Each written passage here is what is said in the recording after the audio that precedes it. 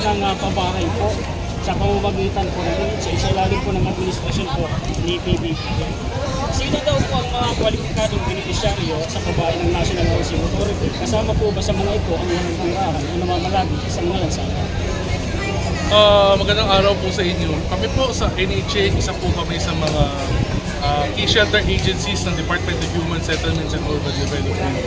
Ang NHA po, ang mandato ay bigyan ng abot-kaya, ligtas at decenteng pabahay ating mga kababayan na biktima po ng calamity, affected po ng government projects, at iba't iba pa pong meron pong mga government employees, mga PWDs, solo parents. Kung papasok po kayo sa naturang criteria, kayo po ay mabibigyan po ng NHA at maging beneficiary po ng NHA. Ang importante po dyan ay kasama po kayo sa poorest of the poor. So binibigyan po natin ng oportunidad, magkabahay, ating mga kababayan na wala pong kakayahan na magkaroon po ng bahay.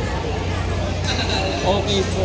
Isa pa po sa itinatanong ng ating mga kababayan, ano daw po ang mga kinakailangan o qualification para makapagkabili ng pabahay? Kailangan po ng mga birth certificate, marriage contract, ID, basta mapatunayan yung po napasok po kayo sa qualifications. Makikita po namin yan. At pinaka-importante po, hindi po kayo naging beneficiary po dati. Iniiwasan po natin yung mga dati pong bigyan po ng pabahay ng gobyerno, tapos binibenta po, pinapumpahan, tapos kukuha po ulit. Para fair naman po ang mabigyan po ng equal chance sa ating ibang kababayan. Kinakailangan po bang rehistradong botante ang beneficiary yung pagkakaluban ng pabahay mo? Hindi naman po. Basta ang Pilipino po kayo, magkakaroon po kayo ng pabahay ng gobyerno at papasok po kayo dun sa qualifications. Maaari po bang magkaroon ng pabahay mula sa NHA ang mga low income at minimum wage earners na may kakayahan ding magbayad ng buwan ng amortisasyon o ulit sa pabahay? Ang pinaprioritize po natin yung mga poorest of the poor. Ito po ay hindi po minimum wage earners, ito po ang informal sector, yung mga wala pong trabaho, yung mga senior citizens, yung mga wala pong kakayahan ng magkabahay. Dahil po yung mga minimum wage earners, yung mga member po ng Pag-ibig, pwede naman po sila mag-apply ng pabahay through the Pag-ibig. Okay. Mayroon din po bang pabahay ang NHA para sa mga healthcare professionals? Hindi po natin discriminate whether healthcare professionals po kayo, police, basta qualified po kayo at wala po kayong kakayahan magkaroon ng bahay. Ito po yung isa sa mahalagang gustong malaman ng ating mga kababayan. Kung magkano ba ito sa bulsa ng ating mga kababayan na mapagkakaluban, magkano daw ba ang kuha ng amortisasyon babayaran ng NHA beneficiaries? Kagaya nga po ng sabi ko, ito pong pabahay namin ay para sa mga walang kakayahan na magkaroon ng bahay. Kaya nga po katulad pong itong nasa Syudad Kaunlaran, 5-story, 24 square meters po ang bawat unit. Ang binabayaran po ng ating beneficiaryo sa first 5 years po is 1,000 pesos per month. Escalating po yan. So pagdating po ng 6 to 10 year, 3,000 naman po at pataas ang pataas. Ito po ay upang magkaroon po ng oportunidad na magkaroon po ng trabaho at magandang buhay ating mga kababayan. Ito pa po, naglalaan po ba ng subsidy o tulong ang pamahalaan para sa mga beneficiary upang mapagaan ang kanilang pagbabayad sa pabahay? Masasabi po natin na ang pabahay po ng NHA at anunos. Kumbaga wala pong kikitain itong gobyerno. Tulong lang po ito at mababa po ang aming interest. So ginagawa po namin habang kaya ang aming pabahay sa kung nga po 1,000 pesos lang po per month ang ganitong 5 stories na building. Kaya naman po itong location po natin ay maganda, malapit po sa eskwelahan. Maglabas po, meron na po mall, meron po mga fast food.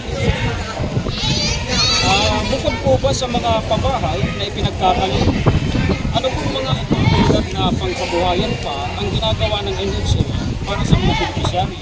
Mayroon po ba kayong inilalaan na hanap buhay para sa kanila? Dito po sa mga housing projects po namin, tie up po kami sa iba't ibang ahensya ng ating gobyerno. Nilaunch po namin ang aming caravan kung saan ano po to, lahat po ng ahensya ng gobyerno ay pupunta rito sa aming housing project at i-offer po ang ng services. Meron po diyang bentahan ng murang bigas, kulay, PSA, LTO, NBI, para ilalapit po namin ang servisyo ng gobyerno sa aming mga beneficiary. Ito pa po, isa po pong katanungan. Pasensya na po kasi ang ating mga kababayan ay talagang napakarami gustong malaman. Bilang nagsama-sama po mga vloggers, itinipot po natin ang mga katanungan ng ating mga kababayan. Ililista po namin para di saan na naman po. Pasensya na po.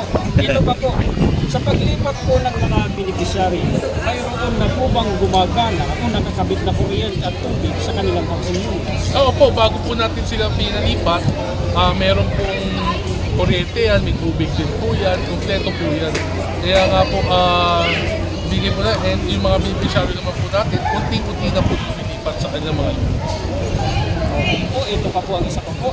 Ano pong mga amenities ang kasama sa pinagkakaroon na relokasyon ng NHA?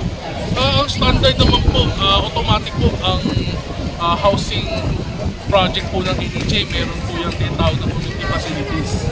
Meron po yung basketball court, meron po yung eskwelahan, terminal, at papalikwe. So, at ito pong project na to sa labas po, meron po yung commercial na ito. So, maganda po to at ang mga nandito po ay in-city renovation po ang tawag dito eh. Nasa Bacoor po tayo, yung mga taga-Bacorin po ang nakinabang sa pabahay po. Okay. Ilan po ang housing target ng NHA sa ilalim ng 4H program ni Pangulong Ferdinand Marcos? Ang target po ng NHA is 1.3 million. Ang datos na po niyan ay bilang ng mga ating kababayang mahirap, informal center families na wala pong pabahay. So yan po ang pinaprioridad natin. So hopefully po, bago po matapos ang termino ni Pangulong Ferdinand Marcos, mabigyan na po natin ng pabahay ang bawat informal center at ang mahirap nating kababayan. Okay po. Ano po ang kasalukuyang estado ng NHA Charter Renewal? Ang NHA Charter Renewal po, ngayon po, nag-file na po si Congressman Sandro Marcos at si House Speaker Martin Romualdez sa House. Nag-file din po si Senator Amy Marcos, Senator J.B. Reso at Senator Col Tolentino sa Senate. So, maasa po ko na within the year po matatapos po yan. Nangako naman po ang ating Presidente na isa-certify ito as urgent. And alam mo naman po, prioridad po ng ating Pangulo na magkaroon ang mga pabahay. Okay. Sir, comment nyo lang po, maaari po ba kayong mag-komento ukol po sa kalagayan ng lupang karamihan sa Rizal? Ito po ay isasailalim sa demolisyon upang matayuan ang pabahay ng gobyerno.